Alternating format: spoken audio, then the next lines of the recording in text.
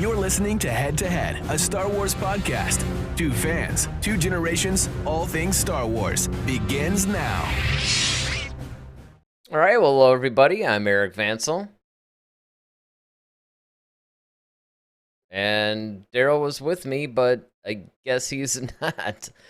So he's normally Daryl Sanders, but there you are. I was about to say you were there like a second ago when I actually started the intro.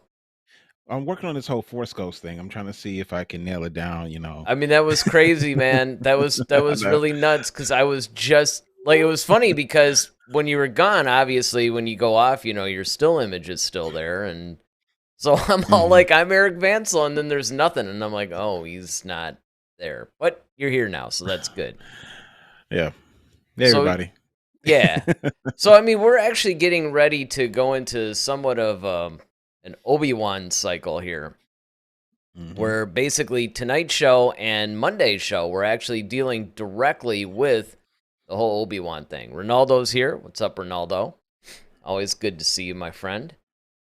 Yeah, I mean, so today we're going to deal with something that's a little bit more, I guess, somewhat philosophical, right? Because it's kind of like a more of a what if situation. It was something that we had read about. It was something that we thought was really cool, but something that I think definitely does play into what's happening in the Obi-Wan series and what we're eventually going to see. So it's very relevant to that. And then, of course, Monday, we're going to review the new trailer that dropped just this past, few days? Something like that? Once again, May the 4th. May the 4th. Now, I actually should have guessed because we all thought that something Obi-Wan related might drop May 4th. But I don't know. It wasn't really announced.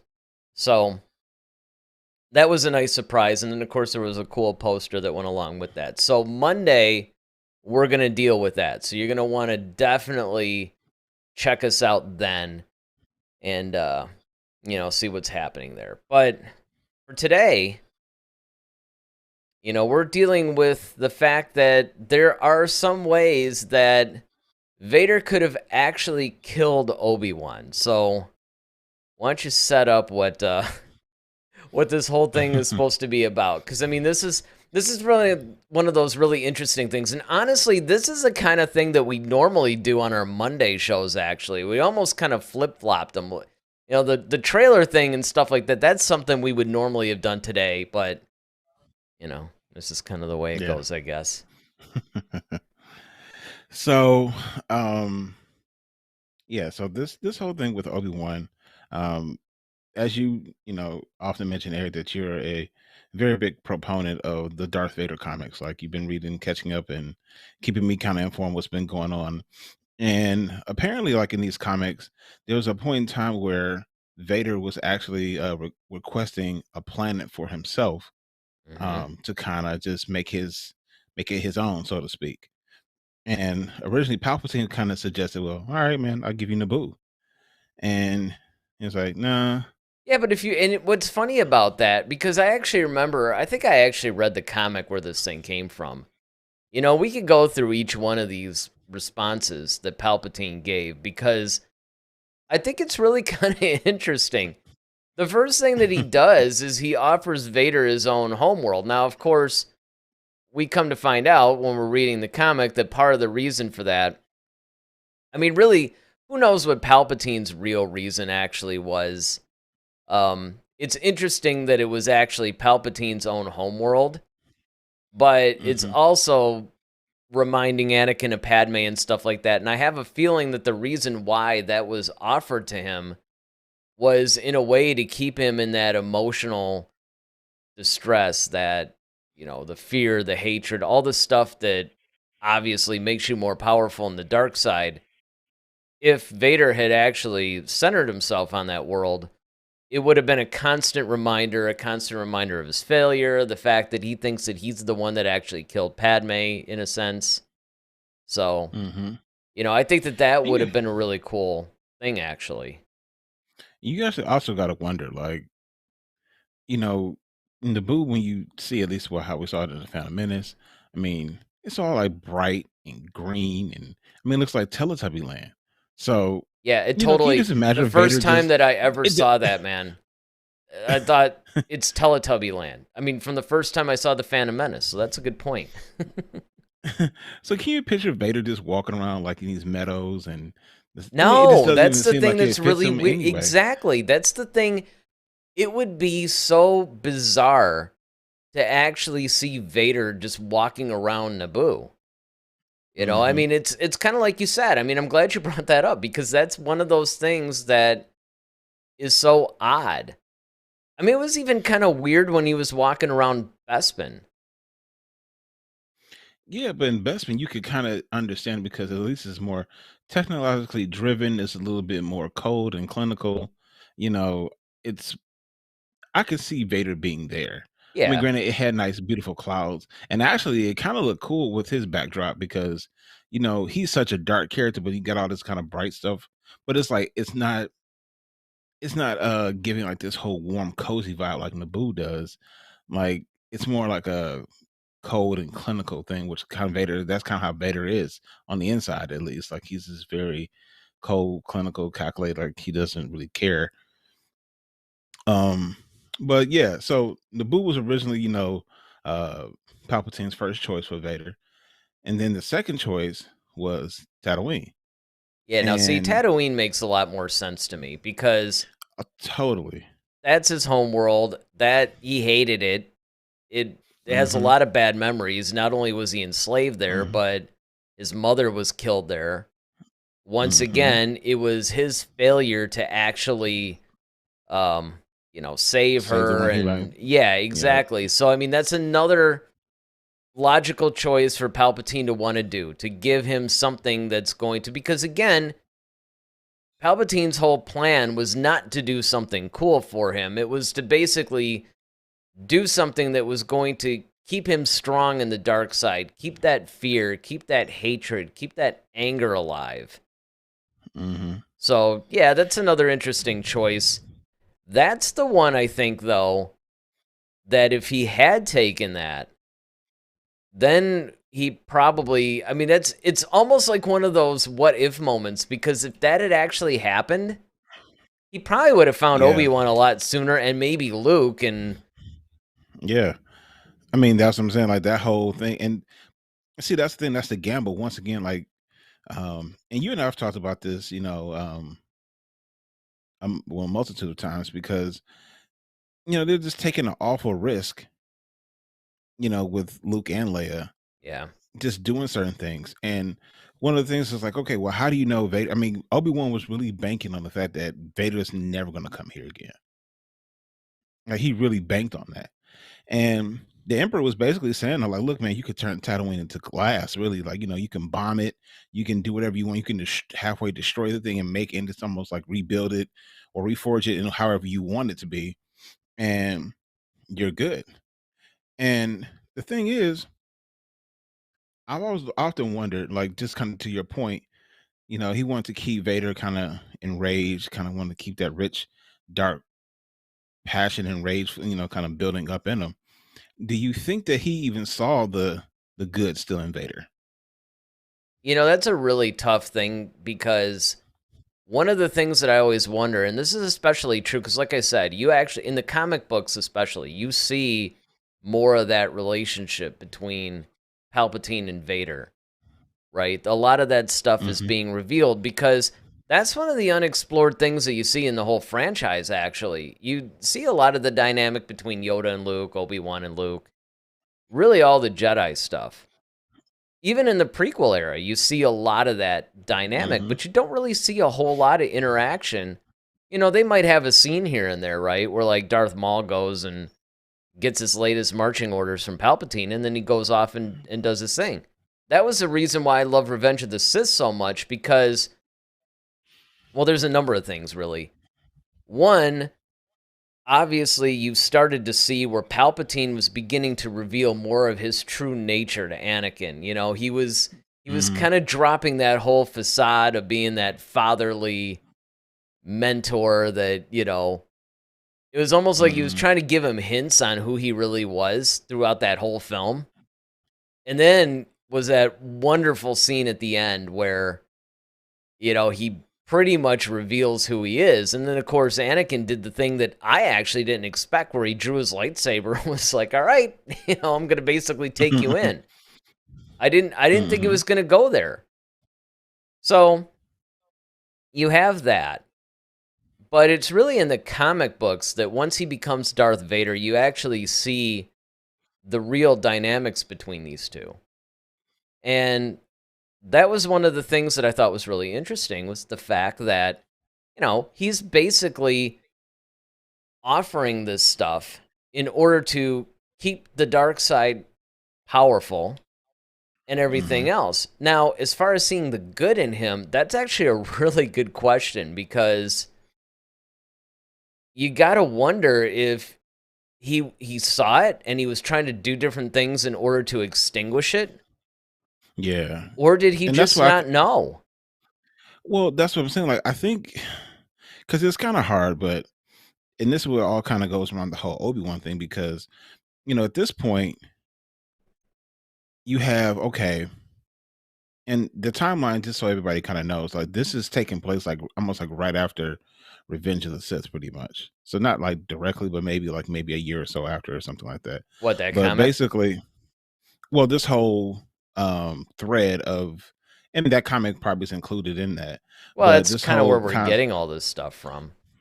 yeah, and it's really more like, okay, they introduced the Inquisitors. They're going out, they're trying to kill out the remaining Jedi, if there are any kind of scattered across the galaxy. And of course, the two that they really want, which is exactly what Palpatine wants, are Yoda and Obi-Wan. Like, they're unaccounted for. And it's like, okay, well, no one has seen them, no one has. But Vader is kind of like, all right, they kind of said that, well, you could kind of find Yoda if you did some like more deductive detective work. You might be able to find Yoda. But once again, I think that would have been really difficult, because Yoda, being who he is, he was really smart by going to Dagobah, because he knows he's so powerful in the Force that you'll be able to feel him almost like anywhere. Yeah, But hiding absolutely. on Dagobah and like around all this life, but there's nothing like sentient in the sense of there's no people around where he has to go where that would be noticeable. So like when you go onto like looking for life forms and stuff like that, like when they send probes, because he's not a humanoid, like you assume he's just like another, alligator or something walking around. You don't Yeah, know. pretty much. I mean, he just blends in with all the other life. And I mean, that's one of the things that it was cool. But the thing that, I don't know, I kind of go back and forth on that, because my feeling is if you suspect that he's alive anywhere, it just seems like that would be top priority, is to track him down. It's not Yeah. like, well, we think he's alive, but you know what? I mean, if we dug a little bit deeper, maybe we can find him, but I mean, it doesn't seem like they would be that Yeah. casual about it. Well, and that was the thing. Like, I don't think Vader, and I think what they were trying to say, and this is what's cool about this Obi-Wan series, is because you get into the strategy room of the Empire slash the Sith, and it was like, okay, the Jedi can't help themselves. They're going to reveal themselves because they can't help but, if we just oppress a group of people hard enough, they'll probably come running because they can't help themselves but Well, and that's be it. that light. That's totally it. You have to wonder, what is their strategy post Order 66? Because it's true, we see, because even if you look at the Bad Batch, right, this is still directly after. And again, this is all really cool stuff, and it's things I want to explore. And actually, I think one of the eras that interests me the most is that era of right after Revenge of the Sith, because it's really interesting when the galaxy is getting used to, hey, the Republic still kind of intact, but they're acting a little different, And so that's what was cool in the Bad Batch, like you said. Yeah. Right. But my point, though, is that that's still like directly after. when we're talking about the time period of the Obi-Wan series, now we're enough time, right? It's like 10 years later. Mm-hmm. It's like, Yep. how are, particularly the Sith, I mean, you could say the Empire in general, but particularly the Sith, how are they dealing with the Jedi issue? It's like, okay, Mm-hmm. it's been long enough. Are you just kind of backing off a little bit? And we know they're not, because the Inquisitors actually even popped up in Rebels, and that's getting closer to, Mm-hmm. you know, the New Hope. yeah, the New Hope, the original trilogy, basically. But here, you're kind of in the middle. You know, the rebellion isn't fully formed yet. So the worst you're dealing with is maybe, a skirmish here and there. But you're also far enough removed from the Jedi. So it's kind of like, well, how are they dealing with all this stuff? And that's where I think that the Obi-Wan series is really going to shed a lot of light on that, because, like you said, it seems just from that one single line we saw in the original trailer that they're just basically like, you know what? If we just start, oppressing a particular group of people, these guys are just going to come running out in droves trying to save them. We don't have to do anything. It's like, look for them. We'll just kind of shake the hornet's nest and let them all come out. Exactly. Ronaldo actually has a couple of things. He says, also, I think Dagobah has a big dark side presence that makes him hard to find. I mean, there's that. And he says, I think the Empire is hunting them down, but they're harder to find. Yeah. Oh, yeah. And I think that's why, Yoda built his hut so close to that, to that cave. It's because even if someone did land who might have been they will feel the dark side more than, him. Well, and don't forget, the other thing, dark, yeah, as well. Yeah, that was exactly. He's clouding the dark side at this point. And here's the other thing too: we don't know when that began. Did that begin during the Obi-Wan series? Ronaldo also says, or maybe it's easier. The Inquisitors can feel their presence. I think the other thing that is going to be really interesting about this whole Obi-Wan series, which is like, what, 6 episodes? Yep. I think we're going to get a little bit more insight into really how powerful the Inquisitors are in this whole thing, because we get a glimpse of them. We saw them in the Clone Wars. No, we didn't. No, it was just Rebels, right? Rebels, yeah. Yeah, it would have made sense for them to be in Clone Wars, because he was still... So, yeah. So it was pretty much strictly Rebels. So we have a limited, I guess, window into the Inquisitors and their power. So it'll be really interesting to see at this point where they are, too, because, again, Rebels and everything like that took place a lot closer to A New Hope, where this is sort of in the middle. Yeah, I mean, and that kind of like leads us to Obi-Wan, because here he is. He's in, like, we talked about Yoda.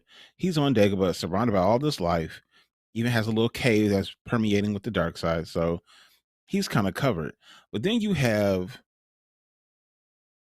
basically a really powerful Force user in Obi Wan Kenobi, and then you have the grandson of the Force, like, walking around. So once again, like, I'm just really curious to see how, like, this is all going to play out, because if the Inquisitors ever land on Tatooine, which I believe they do, you gotta feel that at some point. Even if Obi-Wan kind of shut himself off from the Force, like Luke did. Yeah, but honestly, well, okay, there's a couple of rumors that we can deal with here, right? So we know that he leaves Tatooine for some indiscriminate period of time. Can't be too long, because, it's only 6 episodes. But he does leave to at least go to that Hong Kong. I never could remember the name of that stupid planet either. I'm sure once we're actually in the thick of, especially once we start reviewing the thing. Yeah, we'll be saying it like exactly. Well, it's kind of like Octo. When I first when we were talking about Octo, it's Mm-hmm. like, that Luke Skywalker exile planet, is that kind of thing. And then, now I remember. Or the 100 planets of Rogue One. I'll tell you, man, Rogue One, Yeah, that was man. one, like the first 10 minutes of the movie, it's like you're Yeah, introduced to like 6 planets or something, and you're like, I gotta write this down. it's like Carmen San Diego, man. It's just like, all Completely. right. Completely. It's like, how am I supposed to keep track of all this stuff? But the thing is, we know that he leaves the planet. Now, the two things that I have heard are, one, this is where Princess Leia gets involved and, she's kidnapped and he has to save her or something like that. And that could very well be. That would fit Mm-hmm. within this timeline.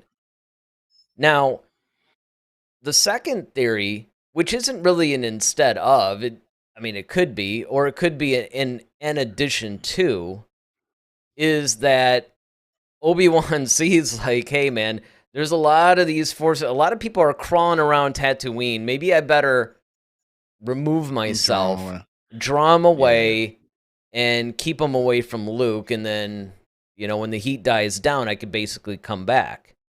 And I think that's, if I had to choose between the two, I would say that's the most likely explanation. But I could also see that being, the in addition to. Maybe both of them are true. But I think that, going to what you're talking about, I think that that's more like why all that stuff is happening. It's true, yeah, because when you have all these people that are somewhat powerful in the Force, because we don't even know really where this whole, fight of the century between Vader and Obi-Wan happens either. No, man, it kind of looked like it might have been like on another part of Tatooine, honestly. I know. Now, Ronaldo, of course, he agrees with us. He says the second theory makes sense. Which, yeah, again, it could be in addition to, or it could be instead of, but either way, that makes the most sense. I think you're right. I think that the battle probably happens in another area of Tatooine. You know what I'd like to see, actually? I would love to see Vader interact with the Hutts a little bit more.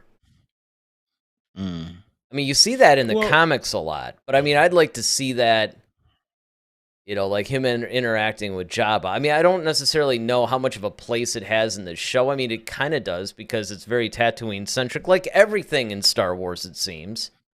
But I think that it could fit here. Well, I'm also thinking is if Vader shows up on Tatooine, like, it just seems like for him that would be just cumbersome. Just given his circumstance, like, okay, it's a ridiculously hot planet. He's draped in this like all black mechanical suit. Then on top of that, it's like, got like refrigeration or something. Kind of like Dr. Doom's suit. Yeah, but the thing is, like, got two suns, beaming down on you. Then on top of that, it's all this sand everywhere. He's already got like respiratory issues. This is the worst place. Maybe that's why he never wanted to go back. It's like, screw that, man. It's uncomfortable. It's like, oh, you found droids down there. Yeah, let's send a couple of stormtroopers. You guys go check it out. Crew down. Well, there's another thing you got to look at too, is that a lot of what Vader has been doing at least seems to be more around the core worlds, right? It's a little bit more around Coruscant and things in that vicinity. And we know that Tatooine is just a skosh outside. Everybody is like how far away it is and everything, it's Well, yeah, and that's one of the things that I wanted to bring about Tatooine too, is that, see, had Vader taken that, because that's part of the whole hyperspace lanes where a lot of spice was run. Yeah. And so had he actually positioned himself there, or made that like his, his new home, so to speak, or new old home, I guess, if you want to call it that. Now he could get to other worlds like really quickly, because whenever he has to leave, he's got these hyperspace lanes that he has control over, that he can just go anywhere he wants really, really quickly. Right. But here's the other reason why I don't think it's all that crazy that he could go back to Tatooine, because, like I said, he has a lot of dealings with the Hutts. Now, granted, he could visit them on Nal Hutta, which is the Hutt homeworld, which everybody kind of forgets about.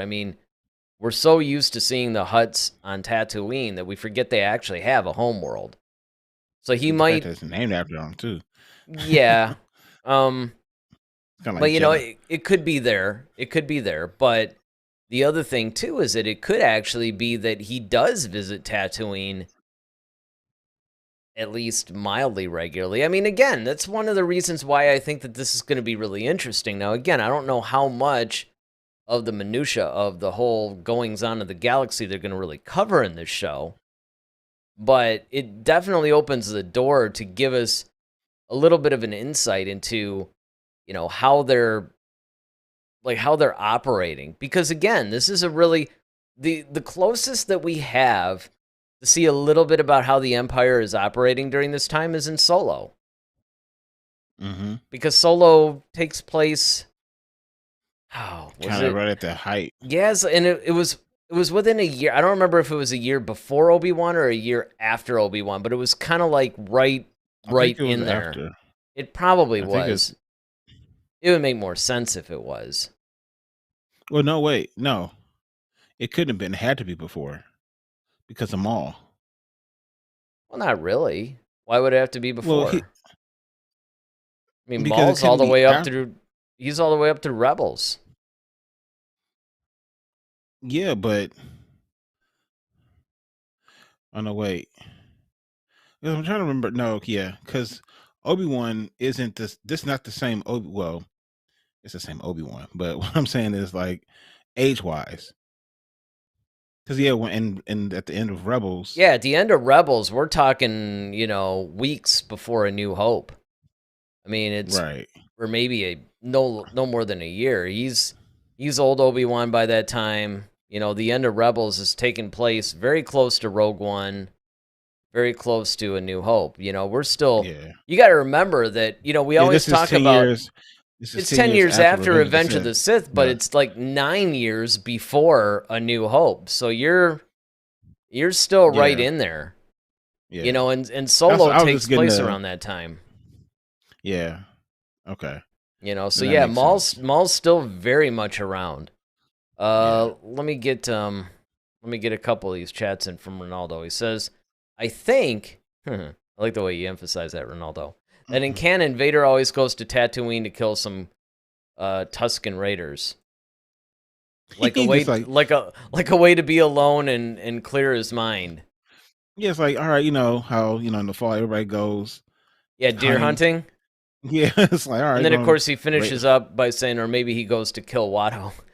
Um See, that's what I yeah, said. I always wanted to see Watto. I hope Watto does pop up in here, but I hope he deals with Obi-Wan and not Anakin. I mean, not Anakin, but not Vader. Because it I would can't see be Vader just coming into the shops like that. I know, but I could kind of see. I sort of hope that happens because I thought it was actually really cool when he dealt with Watto in Attack of the Clones. It's like Yeah. now he's grown up, he's like a Jedi and all that stuff.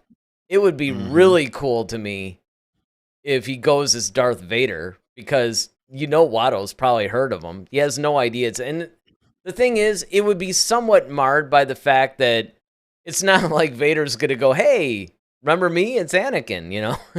Right. Because he's Exactly. trying to distance himself from that anyway. But Hmm. yeah, it would be cool if Obi-Wan dealt with him. I don't know. I always liked the character of Watto. I always thought that Watto was Me too. actually, you know, He's kind actually of one of a my little cool. favorite. Yeah. Yeah. See, I prefer him over kind of what's the little chick from Mandalorian? The little mechanic lady Oh man, she's who's another one. Like I'll remember her name. Like we'll say it a half a million times and then I forget it. yeah, the one who slept with a Jawa. Yes. Ugh. But anyway, um, yeah, but I think like even in this though, like the fact that Obi-Wan was really banking, and this is where I'm just like I said, we've always talked about this, is that their whole plan was okay, we're gonna split the kids up. Leia's gonna go with Bail, and you watch Luke, and you know he should never, Anakin probably would never come back to Tatooine. It's probably too much. And I would love to even see like Obi-Wan make that decision. Like, okay. I mean, granted, we already kind of saw it at the end of Revenge of the Sith, like he already Yeah, kind of but made the I decision. know what you mean But though. like him actually explaining why he Right. decided to come back. It's never Like if been he was talking to explicitly Owen, said. Yeah. Yeah, exactly. Like, if he went to Owen and said, "Well, why did you come back?" "Well, I just knew Anakin would never come back here because, whatever, whatever." Just something like that, just a quick nod to that. Mhm. But yeah, I mean, if Vader did show up at Tatooine, oh yeah, like he's going to he's definitely going to sense Obi-Wan. I mean, you saw what happened on the Death Star, and the Death Star is the size of a planet. Well, here's the thing that's really stupid to me about this whole thing, and the more I think about it, right? Because now you and I always talk about how dumb it is that they just kept the Skywalker name, right? He's Luke Right. Skywalker. Now, and here's what's even funnier. Sometimes I wonder, looking at this lens, I got a couple of things that I got to get out of here. So, Purge your one, soul. one of them is that he wanted to join the academy. And Mhm. I wonder if part of the reason why Owen kept him from doing that, like, yeah, no, you got to stay for the harvest and all that, is because as soon as he goes up and he enrolls as Luke Skywalker, red flags are Mhm. going to come up. Mhm. I mean, so first of all, it's kind of stupid, and we've talked about that a lot. How okay, if you're trying to hide this guy, but yet you basically keep the last name. Not exactly the Oh, not to, smartest thing. and not to mention, when you fill in your registration papers, oh, your name is Luke Skywalker. Oh, where's your home planet? Tatooine. Yeah, I mean, but here's the other Uh, thing that just occurred to me when you and I were talking is that he's living on the Lars homestead where Anakin has been, and he mhm. knows Owen and Beru. Mhm. It's kind of like, dude, you're. I mean, I get the whole concept of, hey, let's hide in plain sight kind of thing. But once again, and this is where you have to rely on the fact that, yes, this is more fantasy than sci fi, so you don't have to be quite as explicit in your explanations. Mhm. But still, I get the whole hiding in plain sight thing. But I think that much like they're just banking on, you know, him making all the right decisions and saving the universe. It almost seems like I remember we would always talk about how if you actually watch the original trilogy through a more realistic lens, they left a lot to chance. Oh yeah. I mean, if Luke is supposed to be the be all end all savior of the universe, and you're banking on this, they probably could have handled it a little bit better and a little bit more thoroughly. But even when you look past that, it's kind of like, okay, like I said, I get the whole hiding in plain sight thing, but really? You're going to put him on the Lars homestead, keep the last name Skywalker? I mean, you might as well just send the coordinates to Vader himself at that point. Yeah. You know what I'm saying? It's like, No, I I mean, I mean, it's totally get just, it. this is just so stupid to me. Well, yeah. I mean, the other thing is, um, fortunately enough, he didn't know like Luke's actual name, number one. Um, but see, being on Tatooine, okay, I get it, you never expect Vader to show back up. But, if Vader ever showed up there, like what was Obi-Wan's plan on getting him out of there? Because it's not like he had a ship. Well, that's the So let's other just thing. say, like, my thing is like, okay, let's just say it's like 1 o'clock in the morning or something, and Vader decides to pop up, like, you know what? Let Hmm. me just go hunt some Tusken Raiders real quick. Right. Everybody has a hobby. Right, exactly. I'm in the mood. I need to release some stress. Emperor's getting on my case a little bit. And let me just take out on the Raiders. All right. He shows up at 1 o'clock in the morning.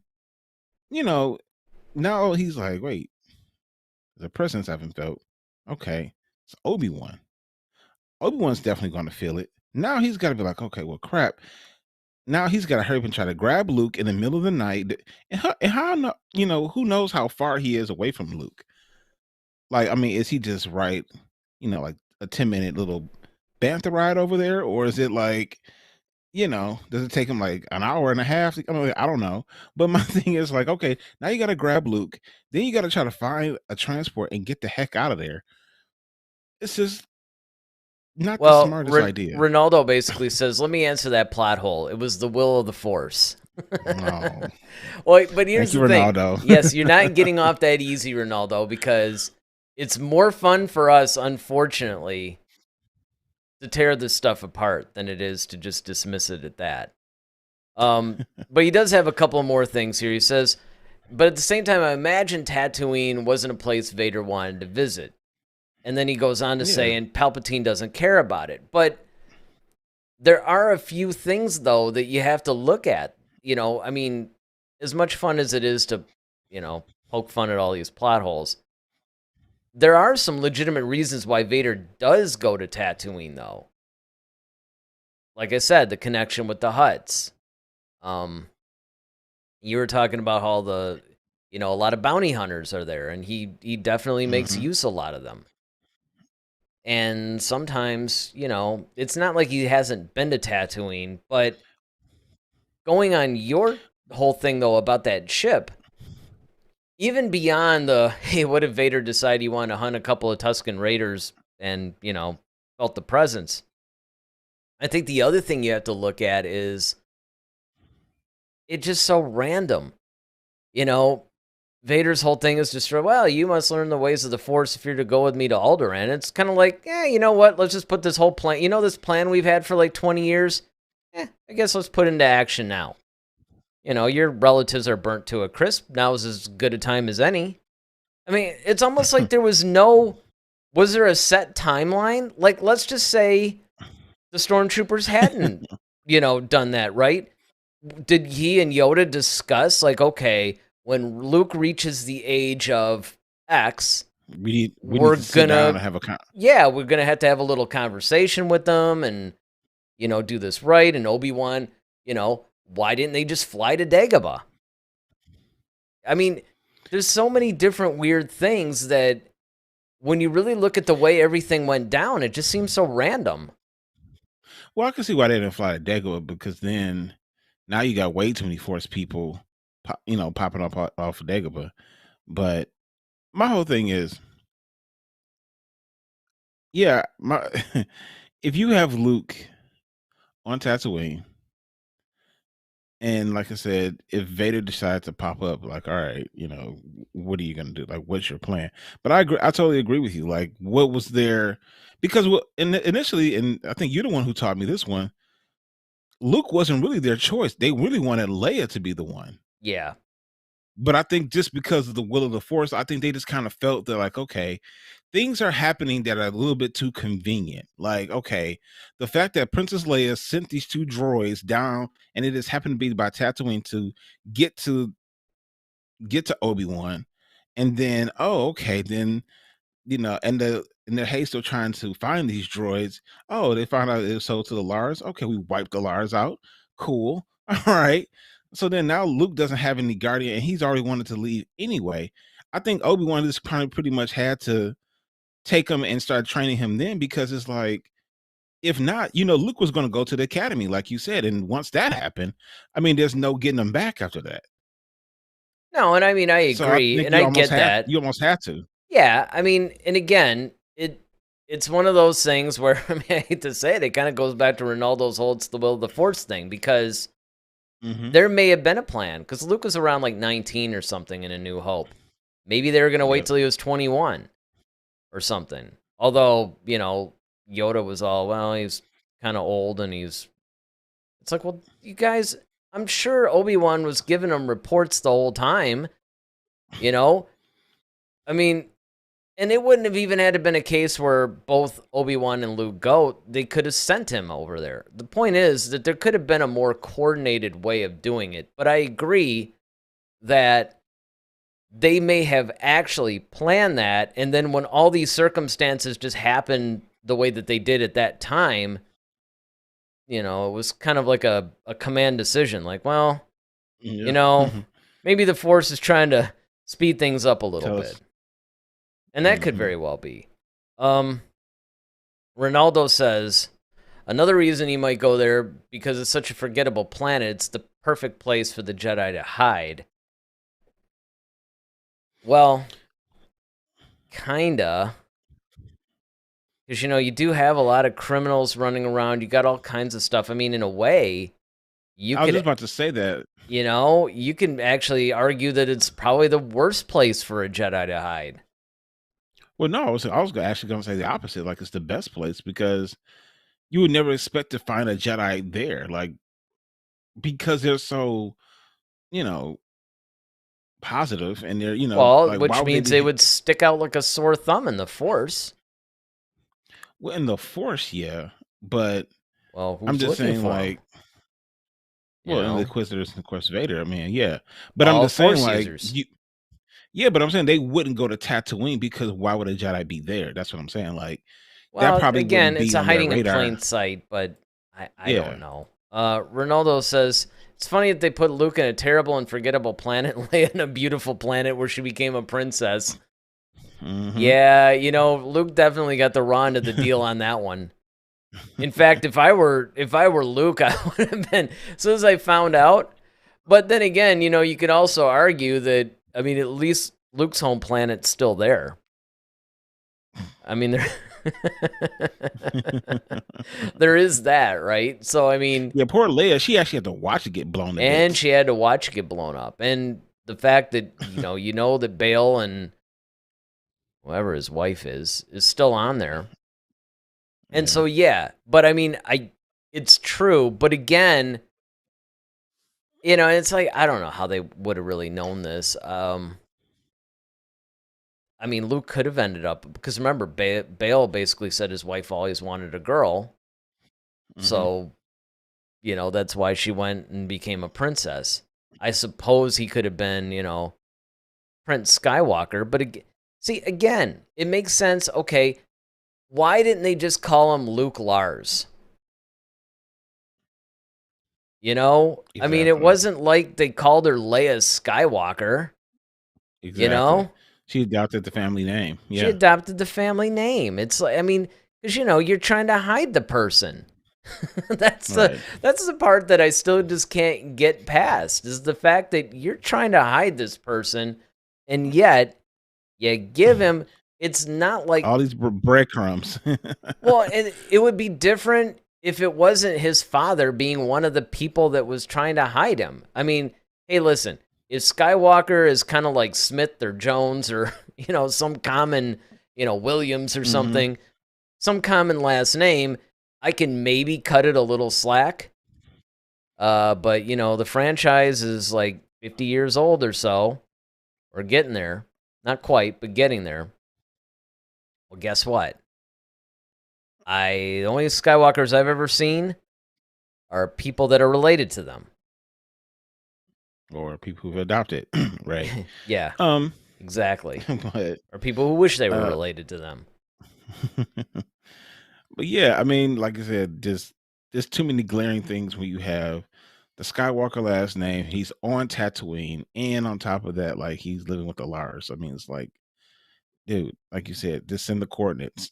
At that point. Yeah, and the Um, thing is that, and this kind of goes into the title of our show, is that when you really stop and think about all this stuff, there were so many opportunities that Vader had to kill Obi-Wan had he put all this stuff together.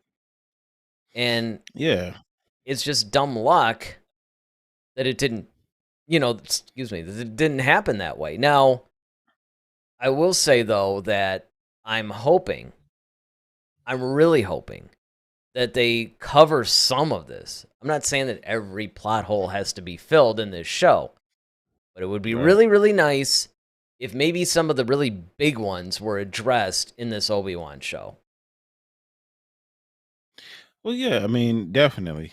And I mean, I know why he chose Mustafar. I get why he, eventually decided, to make his castle on Mustafar, so that way, because that's essentially where, every part of him, any part of him of Anakin Skywalker died that day, Well, at and that so he moment. can Like, kind of that's master it and rule over it. And yeah, it's almost like the origin of who he is now. And Sure, it makes And that's perfect really where he got sense. the most and that's really where he's got the most pain, both physically and emotionally. Absolutely. Because, that's where he killed Padme. That's where he felt like Obi-Wan betrayed him. And then that's where he lost his legs and got set on fire. So I mean, like, if any other place, like, I can understand why Mustafar became like, his place of dwelling. I mean, I guess it can't be too bad because, I mean, as far as like I know I brought up the whole thing about the heat and on Tatooine, but volcano planet, I mean, he's still doing fine. So part of me wonders though, like why he didn't go after Obi-Wan or didn't. I know he sent the Inquisitors to do it, and maybe because he was trying to do some other stuff, like as far as with the Palpatine, like he's like, okay, look, I don't have time to really go Yeah, look he's out got a for all lot of these Jedi. So paperwork, man. I mean, you got to exactly, I got file the I got reports a on time. The TPS report, for BS instance, has to be. reports. Got Yeah, to if you make could just sure come you in got on a cover Saturday. page. You have human resource. You have to go and do like cadet reviews and I mean, come on, Yeah, exactly. administrative. He's an administrator now. Yeah. But I'm just also thinking, like, I wonder if he was like a bit scared to fight Obi-Wan again. And I I don't wonder if think we're he gonna was see scared. that. See, and here's the thing that I'm really curious about with this show, and this I actually do, by the way, think it's going to be answered in the show. Again, I reserve the right to be wrong because it's Star Wars, but I think that we're going to find out that he finds out that Obi-Wan's alive. I don't think he necessarily makes the assumption that he's necessarily alive. I mean, I guess he would probably somewhat assume because he knows he didn't kill him. He knows Palpatine didn't kill him. Hmm. And it could very well be that he just decided to dispatch all these Inquisitors to find him. Now, I don't necessarily think that he dispatched the Inquisitors to take care of him. I think he dispatched them to find him so he can then go and face Obi-Wan himself, which is what they're sort of implying in that new trailer, and that which of course we're going to actually watch and react to and do all that stuff on Monday. But it seems to me that we are going to get that answer at least. Yeah, because even in that, like, there's something that stuck out to me from that trailer was that Sith. Well, not the Sith. She's the Inquisitor. Was the black chick? Oh yeah, She kept saying like, she kept saying you can't run from him forever, or something like you can't run from him. which is implying you can't run from Vader. Yeah. From Vader, exactly. Mm-hmm. And so that's what's got me like, okay, I really have to see this now. You know. Yeah, it's going to be cool. Ronaldo says, correct me if I'm wrong, but the first episode will be released in Star Wars Celebration, right? Not just Star Wars Celebration. It's going to actually be released during that time period. So the Celebration audience probably will get it first. Because originally it was going to be out on the 25th, and I believe the 25th is the first day of Celebration. It's like around that. It's like the 24th or 5th, somewhere around there. It goes that whole weekend.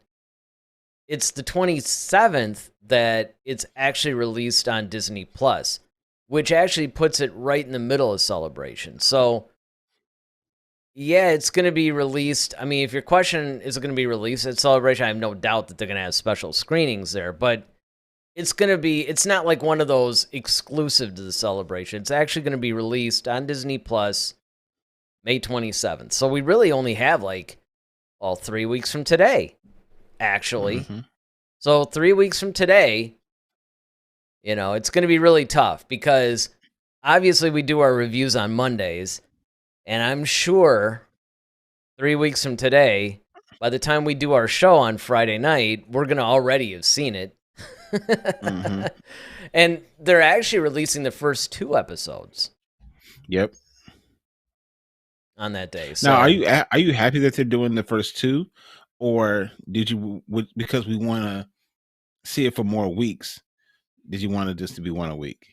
I mean, I know they're going to do one a week after that, but well, I'm not happy from the standpoint of it's going to kind of jack up the review process because in a way we're going to have to review episodes 1 and 2, which isn't as neat. But I mean, that's more from like a show notes kind of perspective. From a fan perspective, I am glad because I think in a show like this, you can really make a couple of arguments because number one, it's a pretty limited series.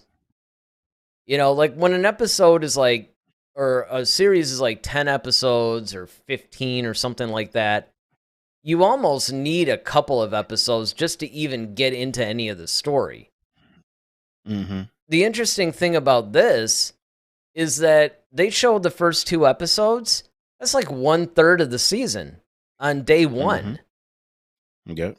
And I have a feeling that that's strategic because, and again, this is speculation on my part. I haven't read anything, and I don't have any inside information, nothing like that. But I have a feeling that what you're gonna find is that each set of the 2 episodes is gonna be like an act, right? The first act is the first 2, the middle act is the next 2, and then of course the final act is the final 2. So, you know, because you have 6 episodes, you can break it in 3 sets of 2, act 1, 2, and 3.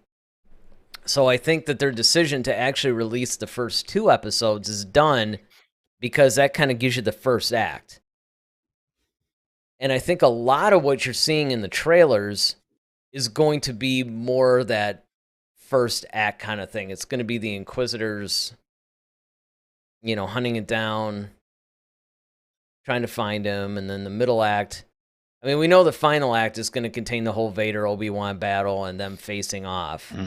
But I think it's going to be one of those things to where you're just going to inch closer, right? It's kind of like you're going to see things from the Vader perspective, the Obi Wan perspective, and it's going to keep going until they converge in the final episode. It's probably what's going to happen. Ronaldo says if they released the first 2, maybe they saw or they felt that the first 2 felt a bit incomplete.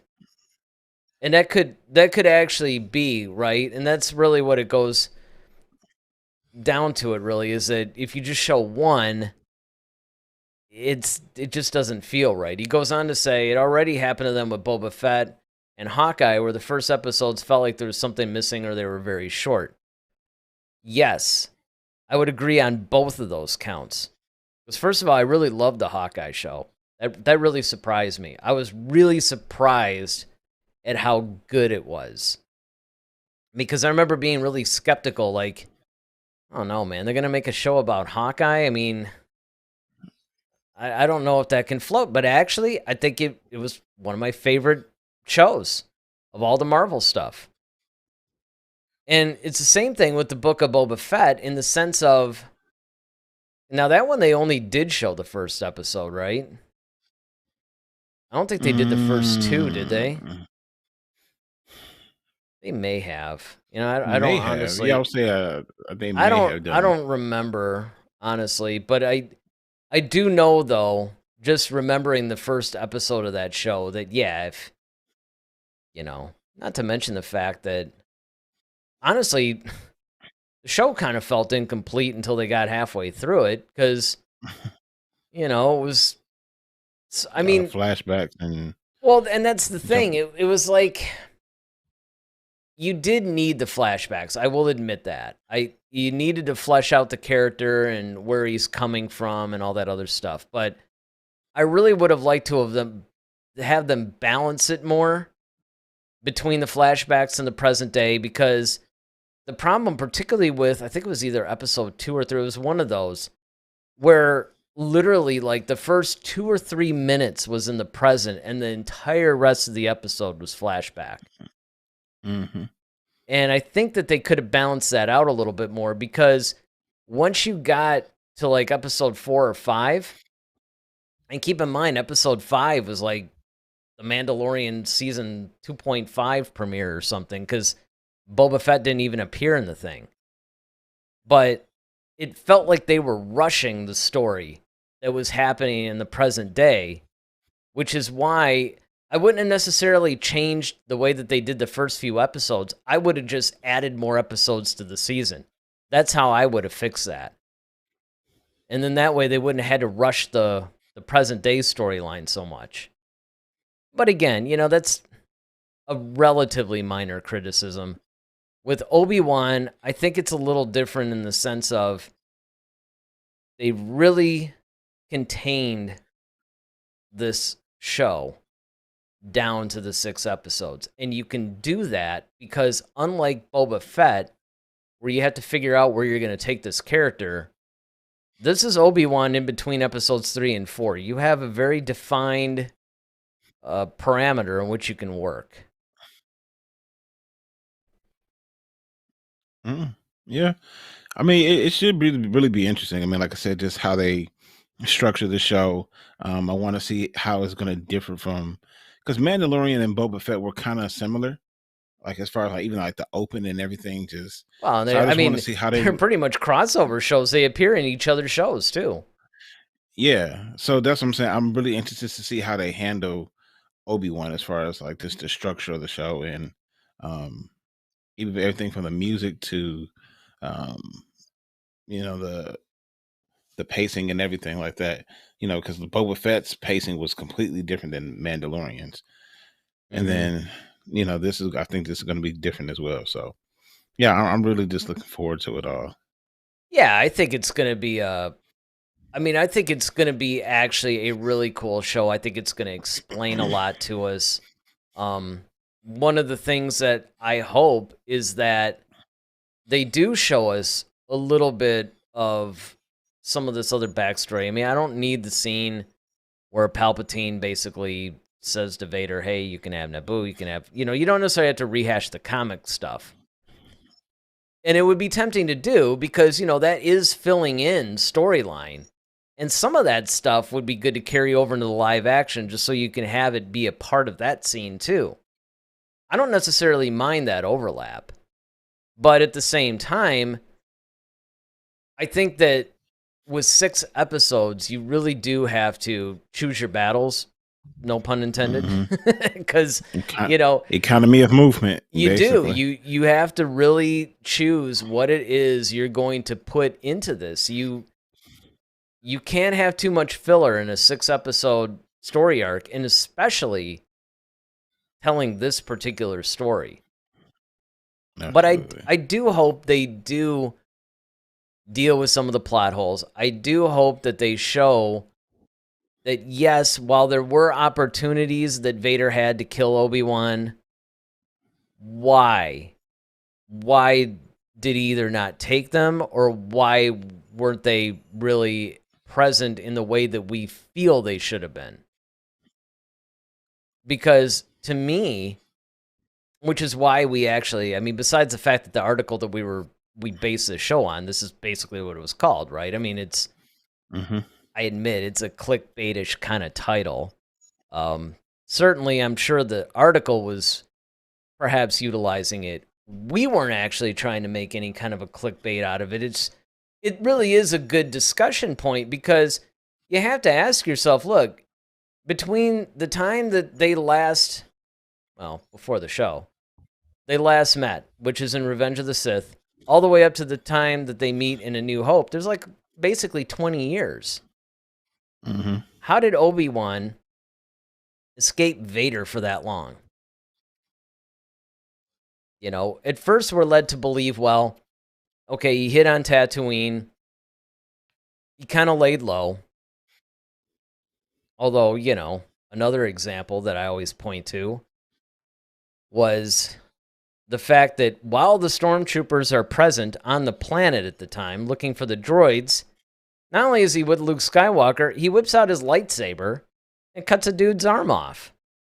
In, by the way, one of the most populated bars on the planet. You're not really doing this hiding thing very well. Yeah, especially it's really not your strong suit. It's kind of like, if you're trying to basically lay low and, hey, the Jedi are extinct. Oh yeah, I heard about those guys. This is not the way to go. I'm just saying that he needs a little bit of help in that whole I'm trying to be inconspicuous thing. So what I'm really hoping is, being that Obi-Wan is kind of prone to this anyway, I like the fact that it does talk about how we're going to see a very downtrodden, defeated Obi-Wan at first. I just hope they don't spend too much time. I guess they can't really because it's only 6 Yeah. episodes. But, you know, I don't want to see 2 episodes of this guy moping around. Although it wouldn't necessarily be unrealistic, though. I mean, you know, you could make the argument that he is the reason the whole Republic fell. Well, I mean, if you want to do that, you can always get Robert Pattinson to do it. Ah, nice. Nice. Emo, he could actually play the Jedi from I, Jedi, that book.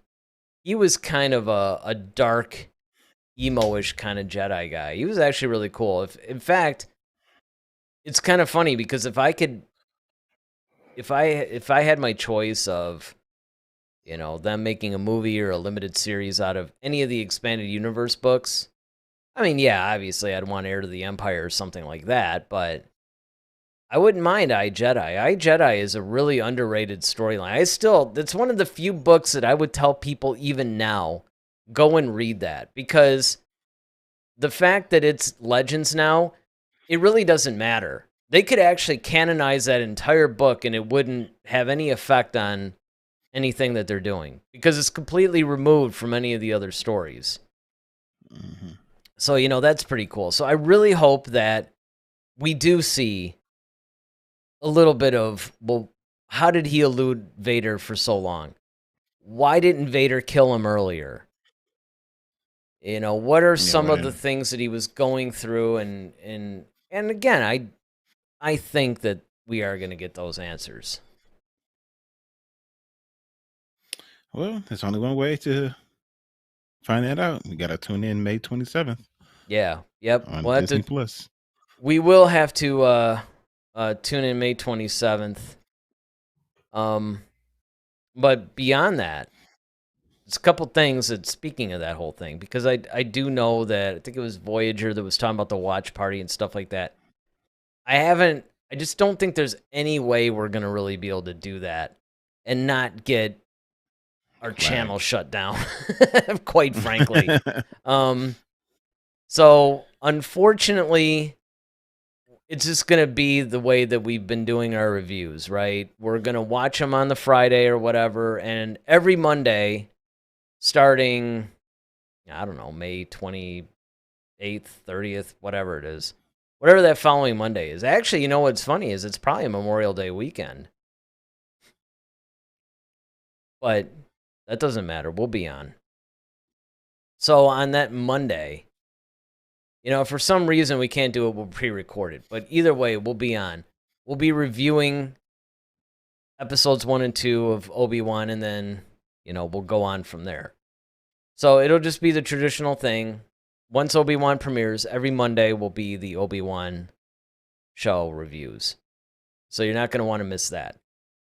The other thing, of course, you're not going to want to miss is Monday night at 8 o'clock. We'll be back live, and we'll be talking about the Obi-Wan trailer and poster that had been released. We're going to talk about, well, first of all, we're going to actually watch the trailer with you guys, and we're going to do a reaction. We'll do a big discussion on that. But then we'll, of course, talk about everything that we see in the trailer. We'll talk about the poster, what we think that could mean. It's going to be a really cool show on Monday, so you're not going to want to miss that. Of course, if you haven't already done so, please hit that like button. Hit the subscribe button if you haven't already subscribed. Both help our channel immensely. And, you know, we want to be able to continue to bring content for you. And, of course, continue to discuss Star Wars every Monday, every Friday at 8. It's one of our favorite things to do. We look forward to it all the time. Even though I know sometimes our schedule does get a little bit messed up. Rest assured, no matter what happens, we'll be back at some point. You can always count on that. And of course, leave in the comments section, when do you think Vader had the opportunity to kill Obi-Wan? This could be something that maybe you read in a comic, maybe you even read it in Legends. Doesn't matter. Just any time during whatever era you think he could have killed him, I want to hear what you guys think. So until then, until we review the trailer on Monday, I'm Eric Vansel. I'm Daryl Sanders. May the Force be with you. Always. Head to Head, a Star Wars podcast. Be sure to follow us on Twitter at HeadToHeadSW. Submit your questions for our next show. Visit our official website at headtoheadswpodcast.com. Until next time, may the Force be with you, always.